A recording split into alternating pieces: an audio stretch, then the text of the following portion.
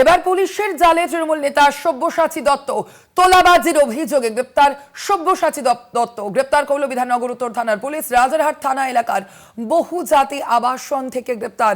বিধাননগর পুরসভার 31 নম্বর ওয়ার্ডের কাউন্সিলর সব্যসাচীর বিরুদ্ধে একাধিক অভিযোগ রয়েছে।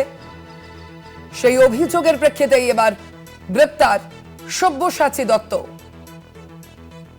বিধাননগর পুরসভার 31 নম্বর ওয়ার্ডের কাউন্সিলর সব্যসাচীর বিরুদ্ধে পুলিশের কাছে অভিযোগ জানিয়েছিলেন সল্টলেকের এক ব্যবসায়ী এবং সেই অভিযোগ জানানোর পরই এই গ্রেপ্তারি।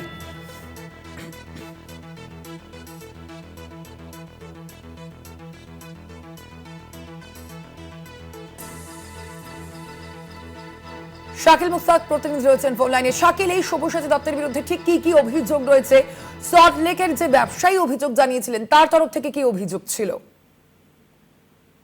একদমই বিধাননগর পৌর নিগমের 31 নম্বরের কাউন্সিলর এবং প্রাক্তন মেয়র। বিধাননগর কর্পোরেশন যখন প্রথম হয় তিনি কিন্তু প্রথম মেয়র ছিলেন সব্যসাচী দত্ত এবং রাজারহাট নিউ টাউনের প্রাক্তন বিধায়ক সব্যসাচী দত্ত গতকাল মধুসূদন চক্রবর্তী বিডি গোলকের বাসিন্দা।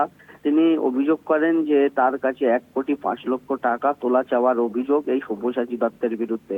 মূলত সেই অভিযোগের ভিত্তিতে তদন্ত নামে বিধাননগর উত্তর থানার পুলিশ এবং গতকাল রাতেই কিন্তু সব্যসাচী দত্তের রাজারহাটের একটি ফ্ল্যাটে থাকতেন, সেখানেই কিন্তু বিধাননগর উত্তর থানার পুলিশ সেখানে পৌঁছায় এবং দীর্ঘক্ষণ তাকে জিজ্ঞাসাবাদ করা হলে তাকে আটক করে নিয়ে যায় বিধাননগর উত্তর থানায় এবং ওই রাতে তাকে গ্রেপ্তার করা হয়। মূলত সব্যসাচী দত্ত তার কাছে 1,05,00,000 টাকা চেয়ে কিন্তু হুমকি এবং খুনের হুমকি দেয় এবং এই তোলাবাজির অভিযোগ ওঠে তার বিরুদ্ধে। মূলত একাধিক বিষয় তার বিরুদ্ধে অভিযোগ উঠে আসছে এবং আজকে সকালে ইতিমধ্যে কিন্তু বিধাননগর মহকুমা হাসপাতালে তার মেডিকেল করানোর জন্য নিয়ে যাওয়া হয়েছে এবং বিধাননগর যে আদালত আছে সেখানেই তাকে পেশ করা হবে এবং নিজেদের হেফাজতে চাইবে বিধাননগর উত্তর থানার পুলিশ এবং গোটা ঘটনার ইতিমধ্যে তদন্ত শুরু করেছে বিধাননগর উত্তর থানার পুলিশ।